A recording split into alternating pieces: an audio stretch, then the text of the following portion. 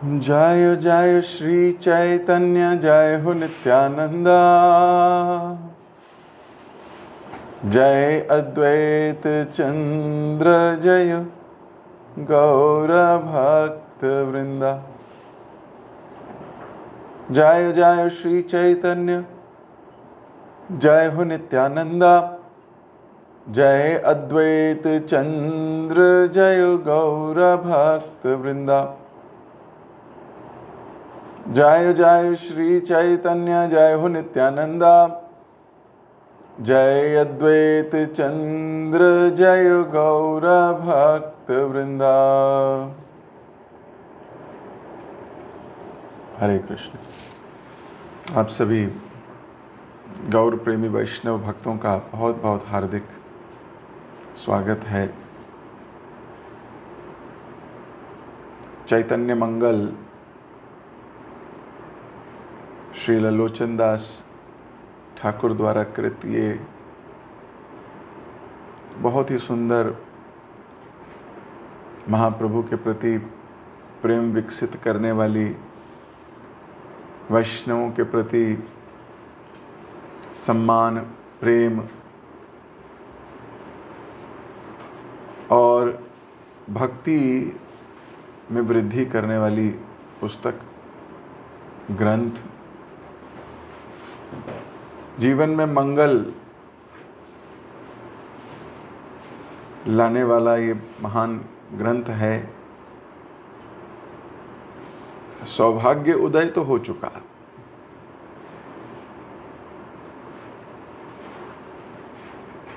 इतनी महाप्रभु की लीला पढ़ने का अगर किसी को मौका मिल रहा है तो वो कोई सौभाग्यशाली जीव ही है, इसमें तो दो राय है ही नहीं। अब उस सौभाग्य का हम करते क्या हैं, ये हमारे ऊपर है।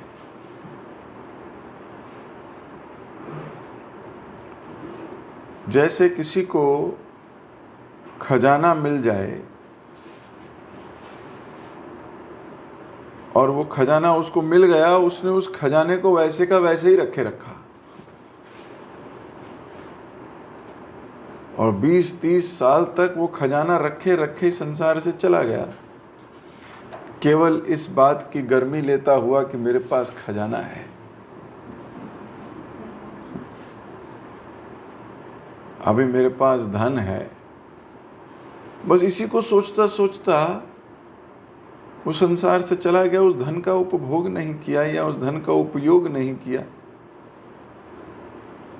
तो अंततोगत्वा उसको क्या कहेंगे? वह मूर्ख है, मूर्ख व्यक्ति था। खजाना था, सौभाग्य था कि उसके घर में खजाना मिला,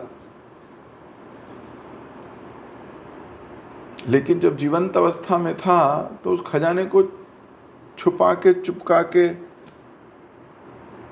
कंजूसों की भांति जीवन बिताता हुआ चला गया। तो उसको कंजूस का लेबल दे दिया जाता है और फिर बोला जाता है इससे बड़ा दुर्भाग्यशाली कोई नहीं। अभी तो सौभाग्यशाली था, अब क्या हो गया उसके दुर्भाग्य का? ऐसा क्यों कहा जाता है? सौभाग्य था कि उसको वो वस्तु मिली।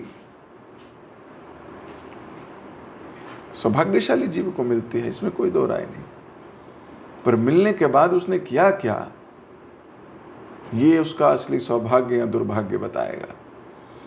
भाई जिसके पास है ही नहीं उसको कहेंगे दुर्भाग्य है, जिसके पास है और फिर भी नहीं है उसको कहा जाएगा वो तो बिल्कुल सबसे बड़े दुर्भागी लोग हैं।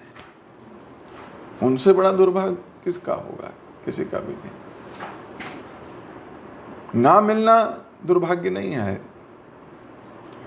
मिलने के बाद उसको उपयोग नहीं करना, उसको आगे नहीं ले जाना, ये ज्यादा बड़ा दुर्भाग्य है। तो श्रील प्रभुपाद जी सीनियर वैष्णवों की कृपा से चैतन्य मंगल का आगमन तो हो गया है, सौभाग्य है। लेकिन जब इसको इम्प्लीमेंट करेंगे, सीखेंगे, समझेंगे, अपने जीवन में लाएंगे, फिर असली सौभाग्य है, नहीं तो बड़े दुर्भागी हैं हम। हाथ में आई हुई चीज भी निकल जाएगी। इस संसार से निकलने का रास्ता अभी मिल गया है, चाबी आ गई है ताला खोलने की, फिर भी चाबी जेब में ही रह जाए और ताला ना खोल पाओ तो बड़े दुर्भागी हो। हमने कल महाप्रभु की बाल्य लीलाएं पढ़ ली थी, अध्याय समाप्त हुआ था। आज से पौगंड लीला की शुरुआत हम करेंगे। बाल लीलाओं में बहुत आनंद आया। 5 वर्ष तक की लीलाओं को बाल लीला कहा जाता है, या पौगंड 6 साल से 10 साल की लीलाएं, उसके बारे में चर्चा आरंभ करेंगे। बाल्यकाल में ही महाप्रभु ने थोड़ा संकीर्तन भी किया है, माता पिता को थोड़ा ज्ञान भी दिया है। अब हम वहीं से आगे पढ़ते हैं।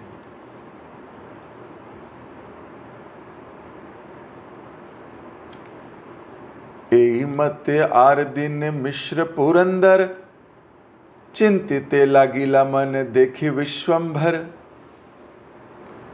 दूसरे दिन श्री जगन्नाथ मिश्र ने भगवान विश्वंभर को देखकर अपने मन में सोचा, शुभ दिन शुभ क्षण तिथि सुनक्षत्र, हाथ खड़े दिल तार समय विचित्र। एक दिन शुभ दिन देखकर शुभ तिथि के दौरान एक शुभ तारा स्पष्ट नजर आ रहा था। उस शुभ पल में श्री जगन्नाथ मिश्र ने पहले अपने पुत्र के हाथ में लिखने वाला चौक या खड़िया दे दिया।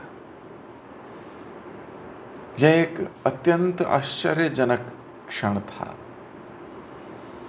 दिने दिने पड़े से ही जग तेरा गुरु, देखी सची जगन्नाथ आपना पशरु। समस्त जगत के गुरु भगवान गौर दिन प्रतिदिन अपनी शिक्षा प्राप्त करने के प्रयास में लगे रहे।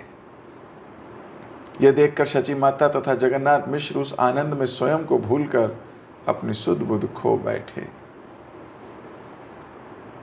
कि माधुरी करी प्रभु कख गग भोले, देखी शची जगन्नाथ सब दुख भोले। दिन दुई तीन से लिखिल सर्व फला, निरंतर लिखे न कृष्णेर नाम माला। राम कृष्ण गोविंद गोपाल वन माली, अहर्निश लिखे न पढ़े न कौतूहली। मधुरता से प्रभु क ख ग घ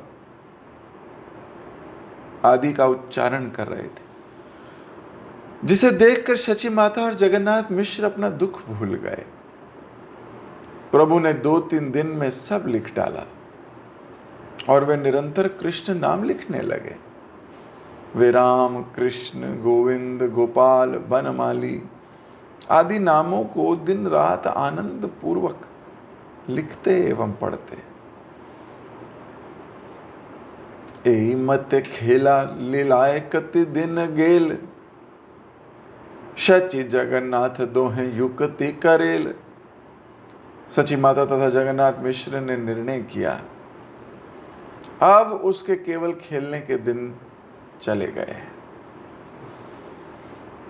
सची बल शुभ क्षण तिथि शुभ दिन, करीब तचूड़ा कर्म दड़ाइल मन। सची माता ने एक शुभ दिवस तथा शुभ क्षण में मुंडन संस्कार उत्सव मनाने का विचार मेरे मन में है, ऐसा सोचा, ऐसा कहा सची माता ने। इसका मुंडन करा लेते हैं। अभी शिक्षा आरंभ संस्कार तो हो गया।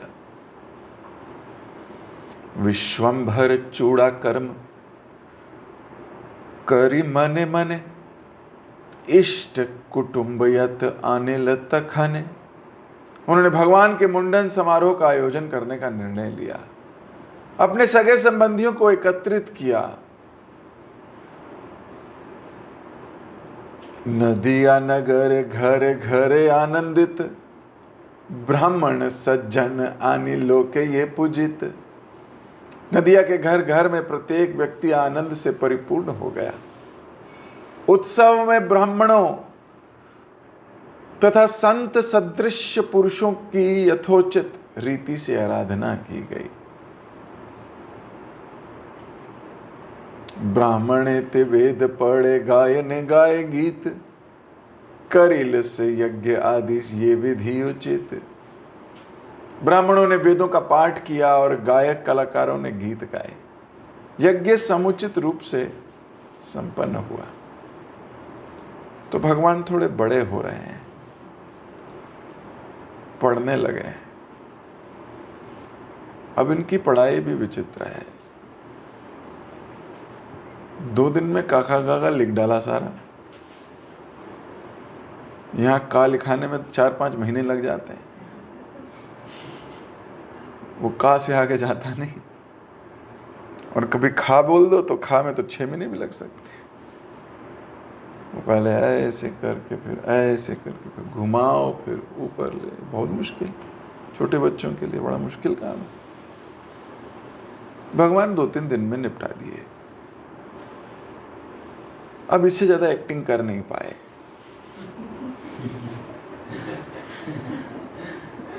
इससे ज्यादा हुई नहीं उनसे। नहीं तो मन तो था 4-5-6 महीने लगाने का, पर 2 दिन में निपटा दिए सारे। का खा गा गाना, कवारग चवारग पवारग टवारग सब निपटा दिए। इसलिए यहाँ पर लोचनदास ठाकुर लिख रहे हैं कि आश्चर्यजनक बात। आश्चर्य क्या है? आश्चर्य ये 2-3 दिन लगा दिए। ये तो 5 सेकंड का काम था इनका।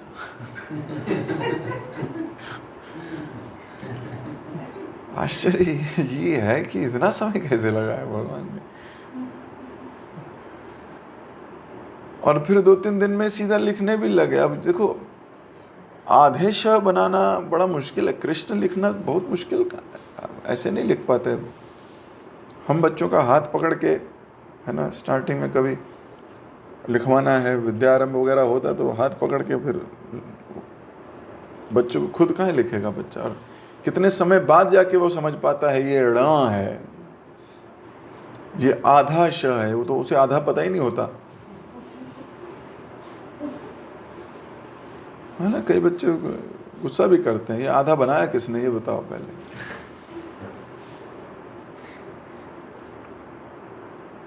पर भगवान गोविंद, वनमाली इत्यादि मात्राएं भी सीख गए। ये कोई आसान काम नहीं है। आप किसी को ट्राई करके देख लेना अपने घर में।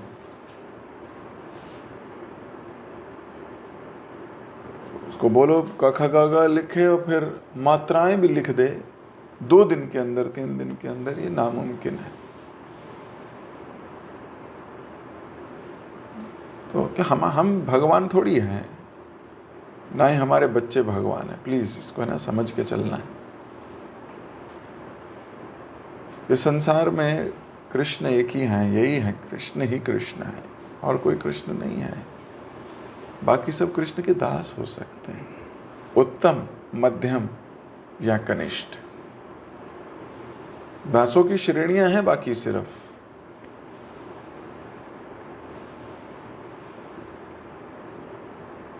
तो ये कृष्ण ही कर सकते हैं 2 दिन में, 3 दिन में सब। आज के ज़माने में भगवान का अगर आविर्भाव कृष्ण रूप में हुआ होता तो 1-1.5 दिन में बीटेक भी कर ली होती।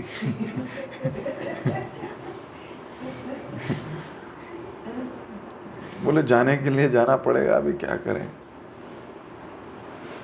यहाँ तो बैक ही नहीं हट रही है। आप फटाक देनी 1 दिन में खत्म, डिग्री पिग्री सब सेटल। तो ये भगवान की, है ना, जो भगवान का लीला है, भगवान की फास्ट फॉरवर्ड कर दी। माता पिता के मन में आया इसका मुंडन भी कर देते हैं। विद्या श्रेष्ठ है इसलिए पहले विद्या संस्कार कराया। तो इन संस्कारों की भी वैसे तिथि होती है ना, समय के अनुसार। मुंडन पहले साल में हो जाए या फिर 6 साल बाद होगा, 5 साल बाद होगा, ऐसे करके संस्कारों की कोई विधि है।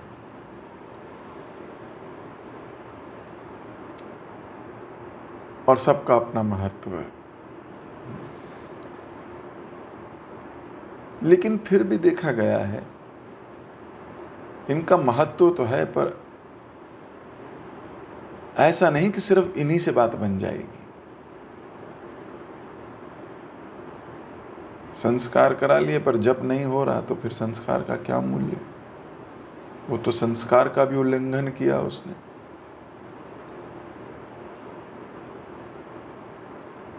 लेकिन फिर भी इन संस्कारों का बहुत महत्व है। कुटुंब इकट्ठा किया और मुंडन संस्कार करने का निश्चय।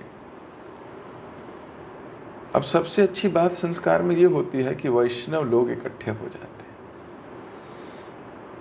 और क्या संस्कार है? वैष्णवों का आशीर्वाद ही संस्कार है। एकत्रित होकर सब हरि नाम लेते हैं, भगवान का नाम लेते हैं, आशीर्वाद मिलता है। दिस इज संस्कार। बच्चा जो देखता है उसके ब्रेन में वही पैटर्न्स बनते हैं।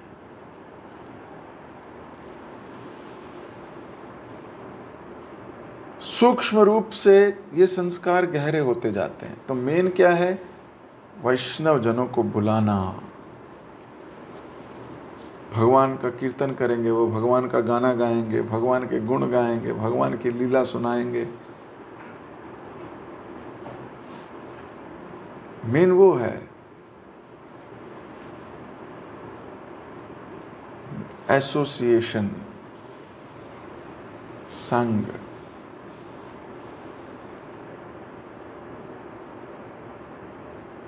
नारद मुनि का यूं कोई संस्कार नहीं हुआ, दासी पुत्र है।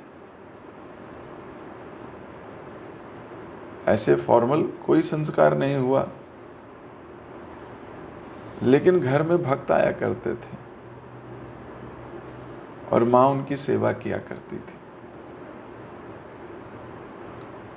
हम मां को सेवा करते थे, ये भी सेवा करने लगते थे। जहां जहां मां जाती, बच्चे देखा है आपने, वो छोटे छोटे उन्हीं के पीछे भागते रहते। तो ये भी पीछे पीछे भागा करते थे। उच्चिष्ट खाते थे उनका। और नारद से नारद मुनि हो गए। नाम भी कितना सुंदर पड़ा, नारद।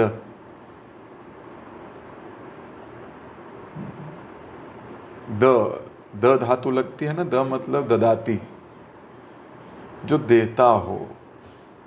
जलद, बादल को बोलते हैं जलद, जल देता है जो, जलद।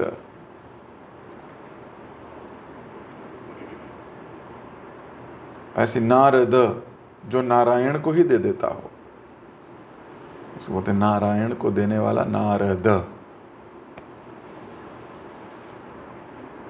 ये इतना सुंदर भाव नारद जी में कैसे आया? वैष्णव संघ से।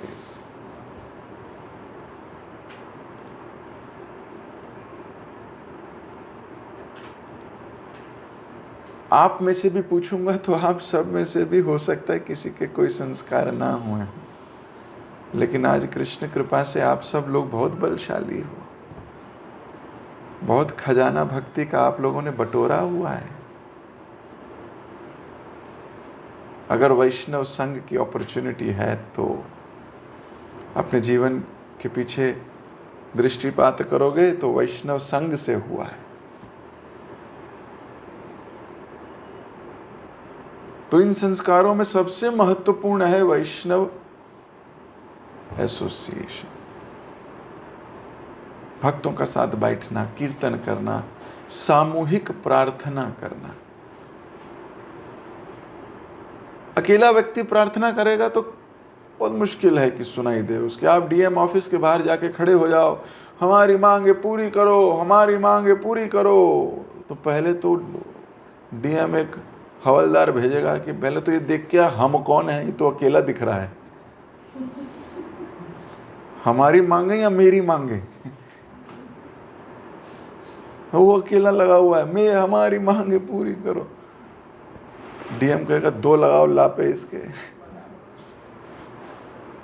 इसकी मांग से पहले मेरी मांग पूरी करो, 2 लगाओ, इसको भगाओ यहां से।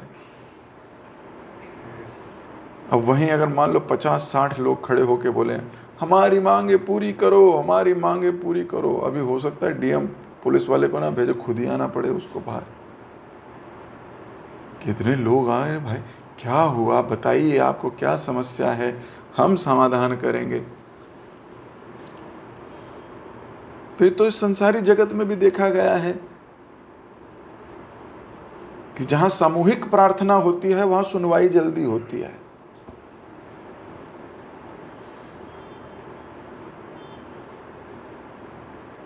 तो इन संस्कारों में या इन भक्तों के कुटुंबों में क्या होता है, सारे भक्त सामूहिक रूप से आके उसके लिए प्रार्थना करते हैं। सारे वैष्णव प्रार्थना करते हैं। अब सत्यम विधातु निज भृत्य भाष्यतम, भगवान का प्रमुख कार्य यही है, भक्तों की सुनना, भक्तों की छड़ंग शरणागति होई बेजहार, तार प्रार्थना सुने श्री नंद कुमार। तो शरणागत भक्त जब प्रार्थना करते हैं तो प्रार्थना सुननी पड़ती है नंद कुमार को। क्यों? उनको अच्छा लगता है।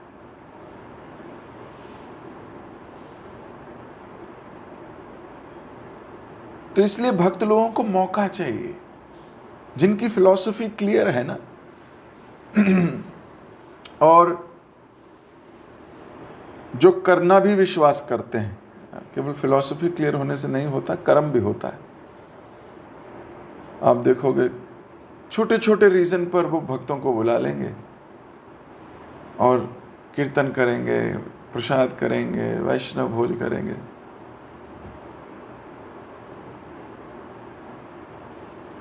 उत्सव ही उत्सव, संस्कार ही संस्कार। आज जन्मदिन है तो आज एनिवर्सरी है, तो आज बच्चे का जन्मदिन है, तो आज मम्मी का जन्मदिन है, तो आज गाड़ी का जन्मदिन है। तो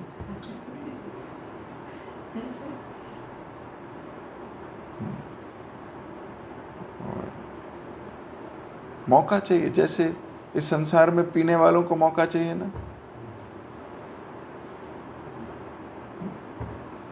तो एक शराबी था, उसे बोला तुम इतनी क्यों पीते हो? बोला मैं कहाँ पीता हूँ। बोले तुम रोज पीते हो? बोले मैं 2 ही दिन पीता हूँ साल में।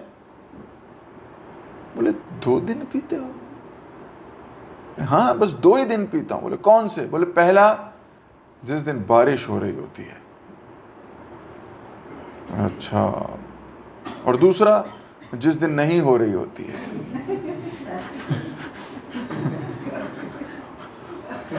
मैं पीता मैं 2 ही दिन हूं, तुम लोगों ने बदनाम किया हुआ है मुझे। या तो बारिश हो रही हो तो पीता हूं, या जब नहीं हो रही होती तो पीता हूं। उन्हें बहाना चाहिए है ना पीने का। ऐसी वैष्णव जन भी आए, इन्हें हरि कथा पीने का भी बहाना चाहिए। ये मौका ढूंढते हैं, हर छोटी छोटी चीज को उत्सव बना देते हैं। कुटुंबियों को बुलाया, भक्तों को बुलाया, 2 भजन। आप देखोगे संसार में वैष्णव जन, किसी का जन्मदिन है तो भी हरे कृष्णा है शुरू। कोई संसार से चला गया, हरे कृष्णा कृष्णा कृष्णा हरे हरे, हरे राम राम राम हरे हरे। बट ट्यून बदलती है।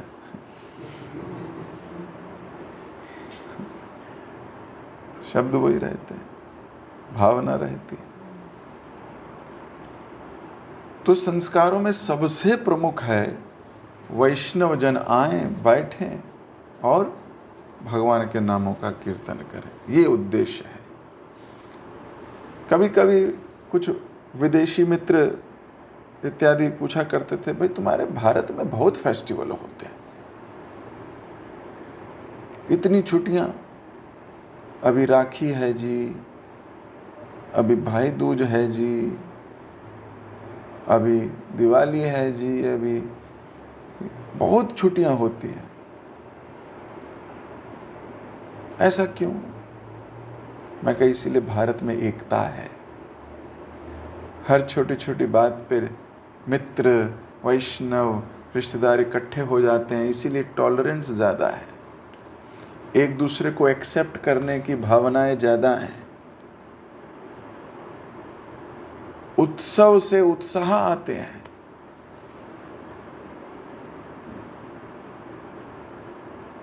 इसलिए भारत में एकता है, अखंडता है। हर थोड़ी दूर जाओगे वाणी बदल जाती है कि नहीं? और कुछ ही कोस दूर जाओगे पानी भी बदल जाता है।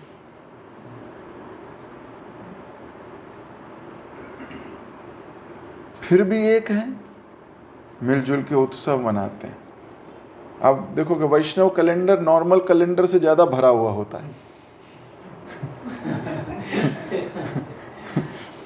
वैष्णव कैलेंडर में और उत्सव है।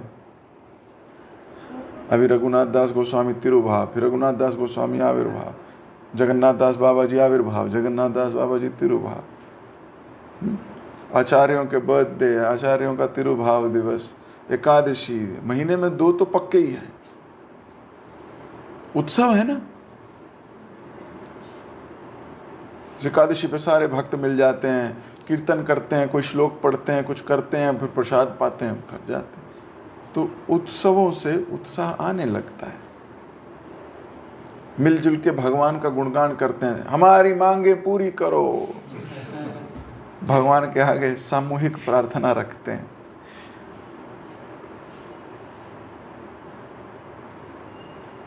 और हमारी तो प्रार्थनाएं भी बड़ी खतरनाक। क्यों? हम भगवान से उनकी कोई चीज नहीं मांगते, हम कहते हैं तुम ही चाहिए।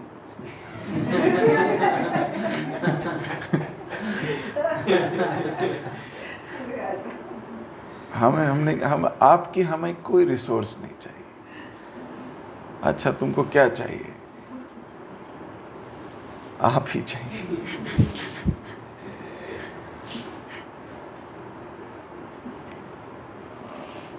अब भगवान में और भगवान के नाम में कोई अंतर नहीं है।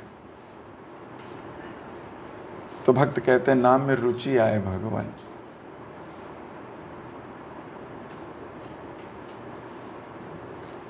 तो रुचि आएगी जब उससे पहले निष्ठा आएगी, डिसिप्लिन आएगा। निष्ठा, एकादशी निष्ठा, गुरु निष्ठा, शास्त्र निष्ठा। जब निष्ठा आती है उसके बाद रुचि आती है। पहले होता है साधु संग, साधुओं के संग में, वैष्णवों के संग में भजन क्रिया शुरू होती है। भजन क्रिया से अनर्थ निवृत्ति होती है, अनर्थ चले जाते हैं हृदय से। अनर्थ निवृत्ति के बाद निष्ठा आती है, निष्ठा के बाद रुचि आती है, रुचि के बाद आसक्ति आती है, फिर भाव आता है, प्रेम आता है। तो निष्ठा रुचि से पहले होगी। Determination, discipline. तो ये जो वैष्णव हमारे संस्कारों के विषय में बात करते हैं, उनका मेन तत्व है वैष्णव संग।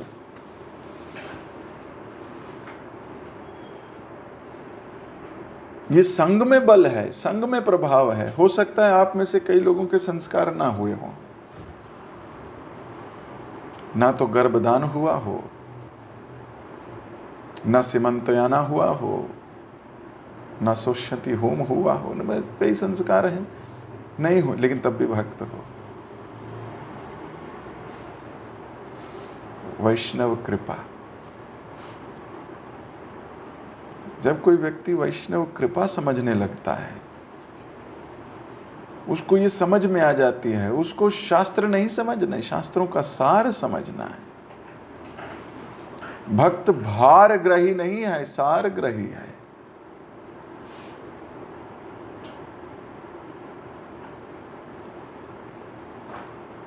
उसके जीवन में तब बदलाव आते हैं।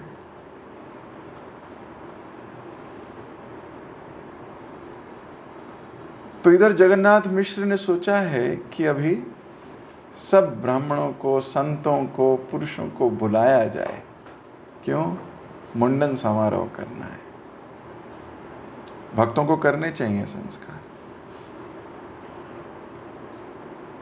लेकिन उन संस्कारों का इतना मूल्य नहीं रहेगा जब अकेले में कर लिए, क्योंकि प्रोसेस में सबसे इंपॉर्टेंट क्या था? कर्म कांड थोड़ी कर रहे हैं, सामूहिक प्रार्थना कर रहे हैं।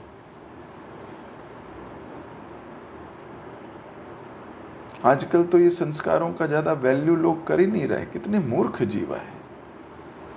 विवाह भी एक संस्कार है, उसको विवाह संस्कार कहा जाता है, लेकिन उसको इतना रिचुअल बना दिया है कि स्पिरिट चली गई है उसमें से। बोलते जी कोर्ट में कराए,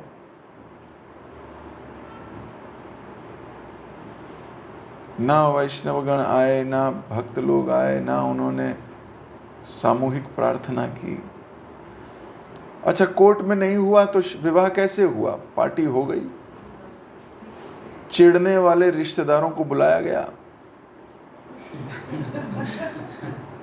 ताकि वो और चिढ़ सकें।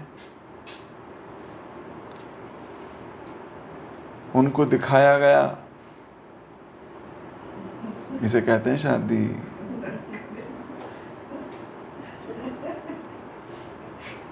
कई तो मिलनियों पर ही रूठे बैठे होते हैं।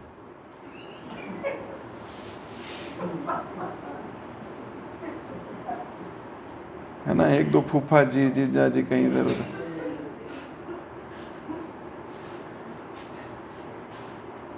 और शादी में भी यही चर्चा, उसने क्या दिया, तूने क्या लिया। ये सामूहिक प्रार्थना कहाँ गई विवाह में से?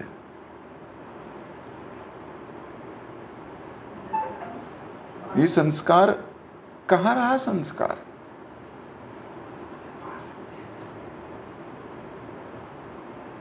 जिनकी शादी है उनका तो जुलूस निकालते हैं।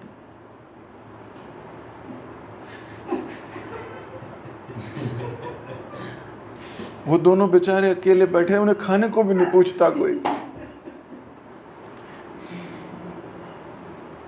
और सब अपने खाने में लगे हैं।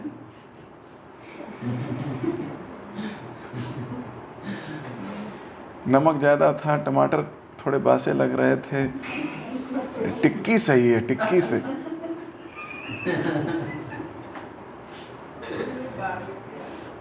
अरे विवाह एक संस्कार हुआ करता था।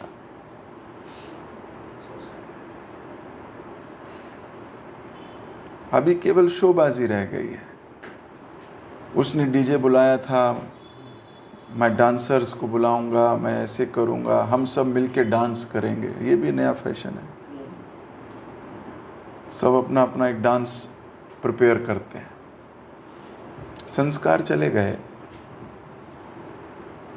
इंद्र तृप्ति रह गई।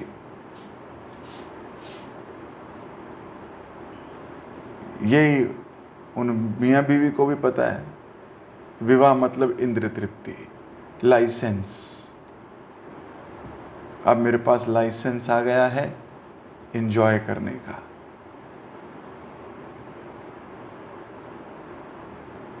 संस्कार कहाँ चला गया?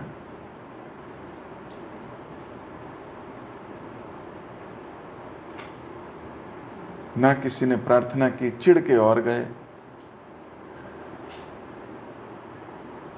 वो अच्छी लग रही थी, वो अच्छा लग रहा था, जोड़ी अच्छी है, जोड़ी बेकार है। जजमेंट पास करने वाले लोगों को बुलाकर, जजमेंट ले लाकर, 2 4 5 गाली देकर, शगन का लिफाफा लेकर या शगन का लिफाफा देकर हो गई विवाह।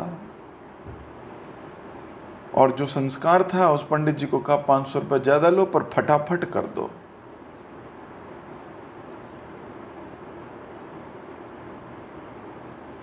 और पंडित जी भी बहुत बढ़िया हैं, वो भी मुंह में पान दबा के बोले अरे तुम कहो तो ऐसे ही छोड़ दें। उन्हें खुद नहीं पता कि वो एक संस्कार के लिए आए हैं। ना मन में भाव है, ना भक्ति है, ना जप है, ना तप है। उसको भी इंद्र तृप्ति चाहिए, वो भी लड़ पड़ता है, दक्षिणा कम है। तो उन्होंने भी नए नए चीज़ें बना ली। 10 का नोट यहाँ रखो, हाथ में ये रखो, उधर रखो, 50 रुपया इधर रखो, इस देवता के 2 रुपये, इसके 50 रुपये, इसके लाख रुपए, इसके। उसे पता है देगा ये है नहीं, ऐसे ही लूट लूँ इसे। What is this happening?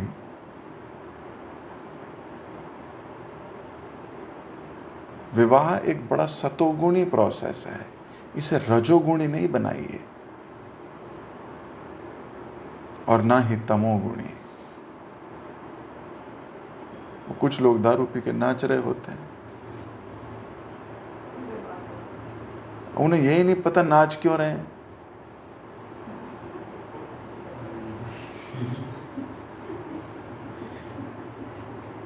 वो ढोल बंद कर दो, जनरेटर पे भी नाचते हैं। वो जनरेटर की आवाज पे भी नाच रहे होते हैं। अरे भाई साहब रुकिए, आपको मालूम है आप क्यों नाच रहे हो?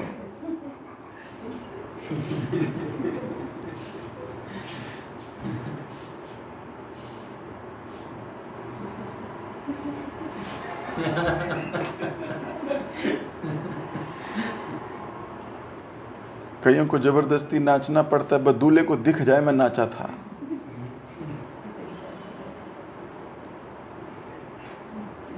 So many emotions, so many fluctuations, so many tendencies. You go on one marriage and you get to see what is the consciousness level of the family.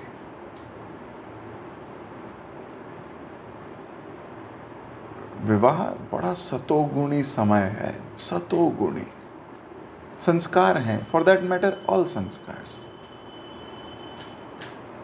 उसको तड़कता भड़कता, उसको रजोगुण से भरा हुआ है ना। पीपल टेंड टू, और फिर बोलते हैं ये अब क्या करें, कल सोसाइटी में जीना है तो क्या करें, हमें करना पड़ता है। मूर्ख व्यक्ति, एक व्यक्ति तो सही चीज सोच सकता है। जस्ट बिकॉज संसार ऐसा कर रहा है हम ऐसा नहीं करेंगे, विचार तो यही होना चाहिए। लेकिन ठीक है, अपनी अपनी कॉन्शियसनेस, चाहे कुछ भी करो, एटलीस्ट वैष्णव जनों को संस्कार में बुलाना चाहिए। ये मेरा मेन पॉइंट है। वैष्णव जन आए, सब सामूहिक प्रार्थना करें उस जीव के लिए,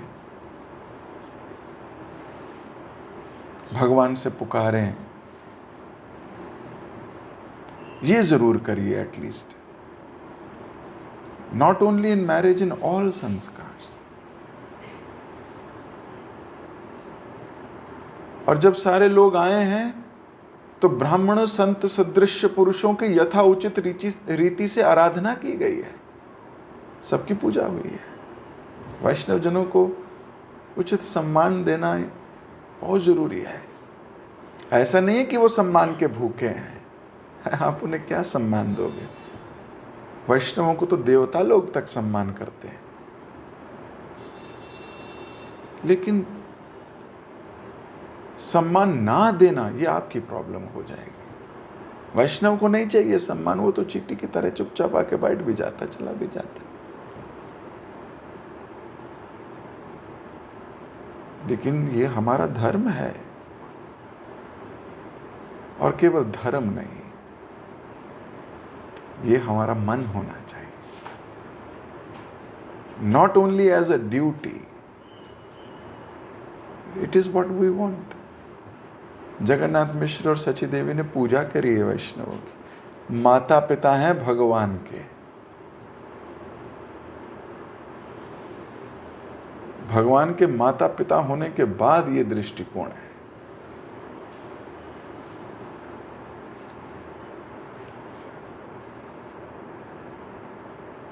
तो वैष्णव जन जब सामूहिक प्रार्थना करते हैं तो भगवान बहुत प्रसन्न हो जाते हैं।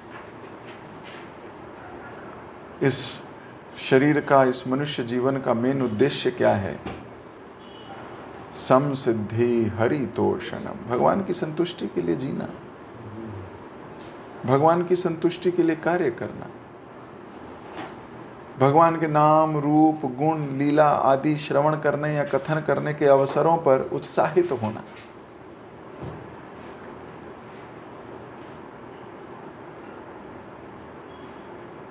तो मैं अपनी वाणी को यहीं विराम दे रहा हूं। 2 मिनट पॉज लेकर जरूर सोचिए कि हम क्या लेके जा रहे हैं आज। हर व्यक्ति मौन रहकर ये विचार करे कि आज के जो हमने 10-11 श्लोक पढ़े चैतन्य मंगल के, उनका तत्व क्या था, और मैं अपने जीवन में उसको कैसे सोच सकता हूँ।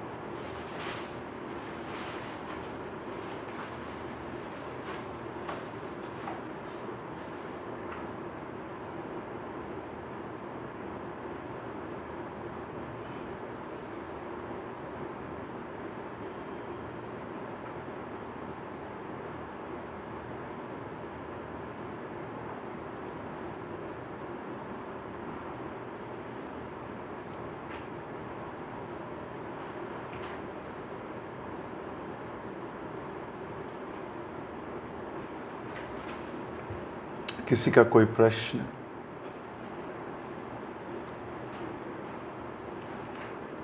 मंथन जरूरी है। मंथन, चिंतन, रिवाइज। आज हमने क्या किया? आज भगवान की पौगंड लीला शुरू हुई। माता पिता संस्कार के विषय में सोच रहे हैं, संस्कार क्यों ज़रूरी हैं, संस्कार का तत्व क्या है। हमें जब कभी कोई अवसर मिलेगा करने का, हम कैसे सोचेंगे, क्या मेन इंग्रेडिएंट हमेशा रखेंगे, क्यों रखेंगे, सामूहिक प्रार्थना क्यों आवश्यक है, वैष्णव आशीर्वाद क्यों जरूरी है।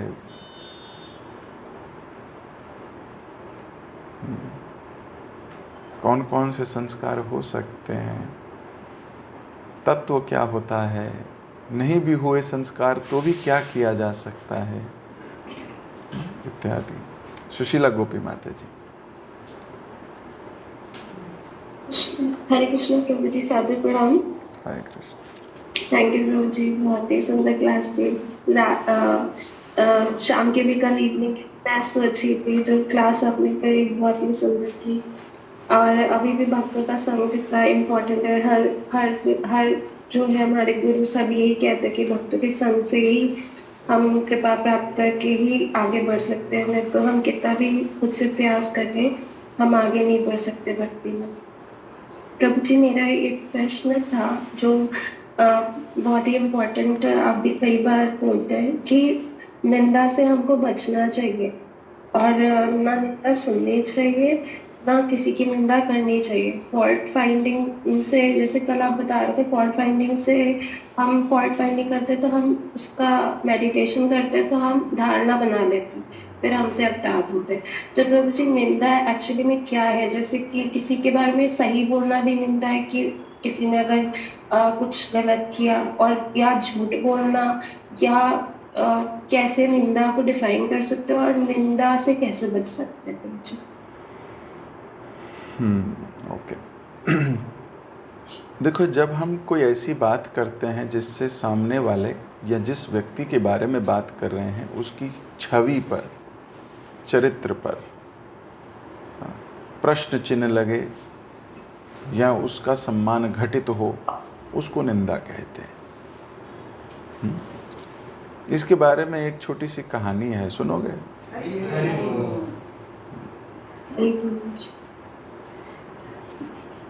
तो एक बार एक राजा थे, बहुत सेवा किया करते थे, बहुत दानी, वैष्णवों के प्रति बड़े दयालु, बड़े प्रेमी। तो वो हर संडे को तकरीबन 10,000 भक्तों का प्रसाद बनाया करते थे और बांटा करते थे सबको। अब फेमस हो गए कि बड़े अच्छे राजा हैं, प्रसाद खिलाते हैं सबको, 10,000 लोगों को हर संडे फ्री। अब एक दिन क्या हुआ, हलवाई प्रसाद बना रहे थे, प्रसाद बनाते बनाते आकाश मार्ग से एक चील एक सांप को उठा के लेके जा रही थी। अब वो सांप अपने बचाव में चील को डंक मारने का प्रयास कर रहा था, जान बचाएगा भी, तो फुंकार मार रहा था तो विष निकल रहा था। विष की 2-3 बूंदें नीचे आके प्रसाद में गिर गई। अब वो प्रसाद बन गया, हलवाई को पता भी नहीं, ऊपर से 2-3 बूंदें विष की गिर गई। अब प्रसाद बना तो जहरीला है, वो जहर है उसमें। अब लोगों को खिलाया तो 5,000 लोग मर गए प्रसाद पाकर।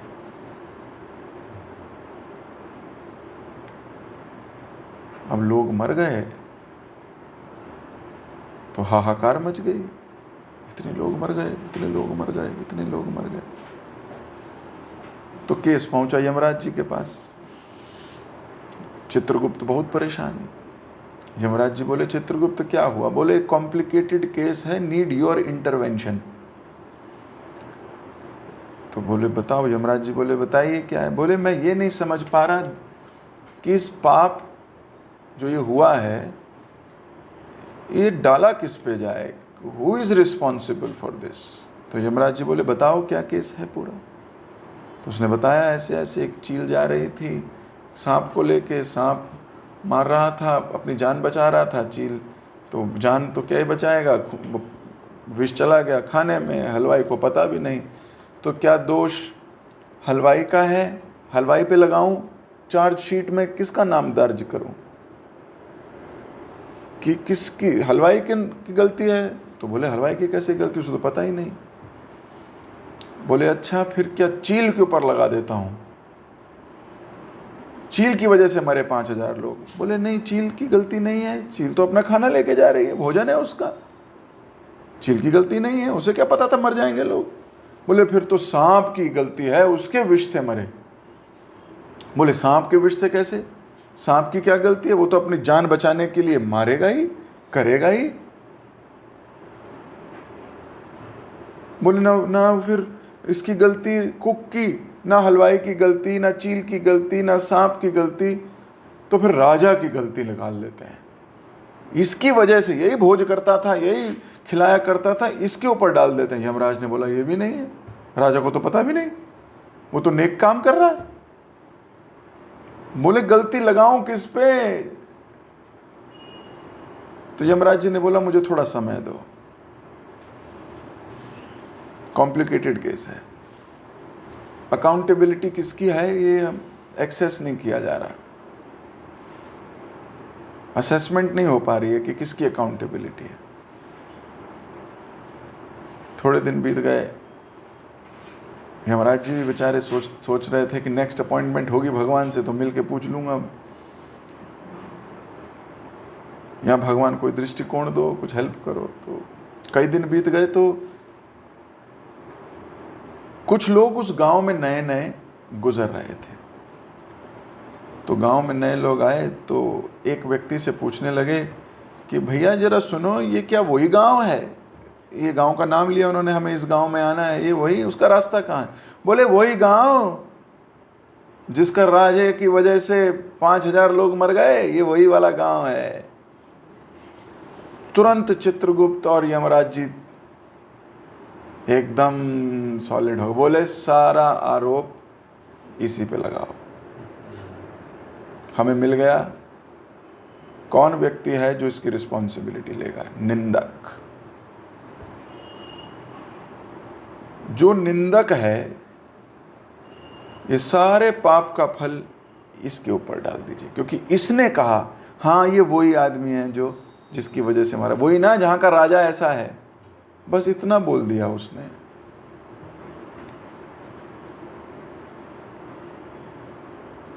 यमराज जी ने सारी की सारी 5000 लोगों की मृत्यु का कारण इसको बनाया। अब आप सोचिए निंदक का क्या होगा। बस इतना बोल दे, अरे वही वाले प्रभु जी ना जो ऐसे कर, बस खत्म हो गया। आप यू आर फिनिश्ड। निंदा बहुत खतरनाक है। चैतन्य चरितामृत में, चैतन्य भागवत में, शास्त्रों में यह वर्णन है कि सबके लिए सजा है, सबके लिए नरक है। निंदक के लिए क्या है बोलते हैं, हम इसमें लिख भी नहीं सकते कि उसका क्या होगा। हम लिख भी नहीं सकते। चैतन्य भागवत पढ़ते हैं, हर 4 पेज बाद महाप्रभु बोलते थे कि ये जो निंदा है ये बहुत खतरनाक, भक्ति में सबसे खतरनाक वैष्णव अपराध यही है, निंदा करना। तो जब आप किसी पे आरोप लगाते हो, प्रतिरोप लगाते हो, उसकी छवि खराब करने के लिए या उसके बारे में उसकी इज्जत कम हो, उसका नुकसान हो, कोई भी किसी भी तरीके का, वो निंदा की श्रेणी में आता है माता जी। पर कई बार हमें लगता है हम पूरे जगत को बता देना चाहते हैं कितना गंदी आदमी औरत है या कितना गंदा आदमी। ये लोग इसका सम्मान क्यों करते हैं, मैं बताता हूं ये है कौन। फिर you are finished. What you are finished? Because you thought about it, you are already dead. Your consciousness is dead. So हमें सरलता से चुपचाप, no complain, no criticizing, no cribbing. हमें कुछ दिखा है दूर हो जाओ, मेडिटेट मत करो उस बात पे ज़्यादा। तो महाराज जी एक कथा सुनाया करते थे कि निंदा नहीं करनी कभी। और अगर कोई वैष्णव निंदा ही कर दे उसका तो क्या ही होगा, ये तो नॉर्मल निंदा करी उसने। हालांकि वो राजा भी वैष्णव ही था, क्योंकि प्रसाद मतलब सबको कृष्ण प्रसाद खिलाया करता था। वैष्णव निंदा का क्या होगा सोच नहीं सकते आप। चैतन्य चरितामृत तो भरी हुई है, किसी को कोढ़ हुआ, किसी को क्या हुआ, किसी को कैसे हुआ। वो बहुत छोटी चीजें थी। तो इसलिए एटलीस्ट वैष्णव निंदा से सब बचो। कुछ भी हो जाए, हमारे मुख से किसी वैष्णव की कंप्लेन, क्रिटिसाइजिंग, क्रिबिंग नहीं हो। बिल्कुल सरल। पर इसका अर्थ ये नहीं है कि सब कुछ सहते रहो। इसका अर्थ ये भी नहीं है, कुछ बेसिक पैरामीटर्स हैं उसको पार करना ही होगा।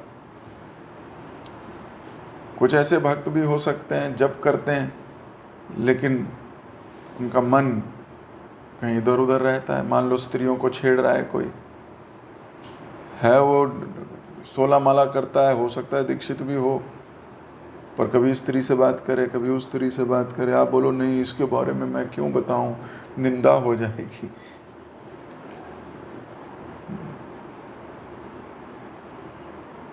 गलत व्यक्ति है। जस्ट बिकॉज वो जप करता है, चैंटिंग करता है, भगवान का नाम लेता है, ये तो एक्टिविटीज हैं, ये तो चोर भी कर सकता है कोई। करेक्टर बहुत जरूरी है।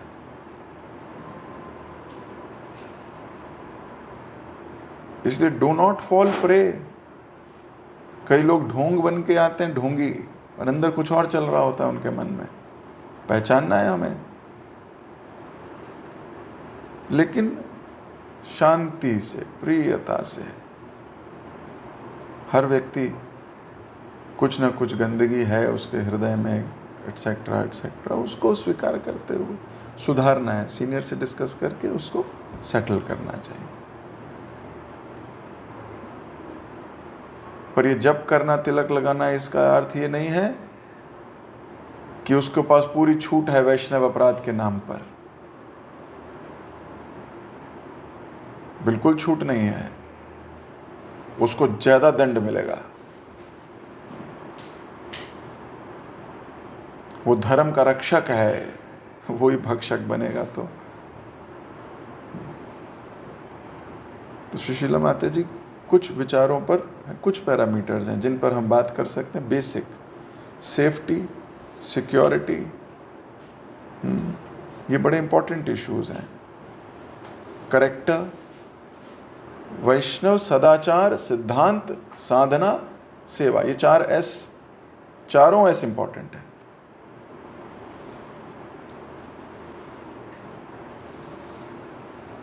ठीक है, तो वैष्णव निंदा से बचना है, ये भी पक्का है। लेकिन कुछ बेसिक चीजें हैं जो लॉ ऑफ द लैंड हैं, उनको भी पूरी तरह मानना है। ठीक है, ऐसा नहीं कोई कह सकता मैं वैष्णव हूं इसलिए हम कुछ भी करें, गलत। ठीक है, कोई मारता है किसी को, वॉयलेंट है, गलत है। हस्बैंड है, वाइफ है, एक दूसरे को डंडे मारते हैं, दारू पी, मतलब this is wrong. We have to raise voice, but we have to raise in such a manner that is कल्याणकारी फॉर हिम ऑल्सो और हर ऑल्सो। ठीक है, हरे कृष्ण। जगत गुरु श्रील प्रभुपाद की जय। Recording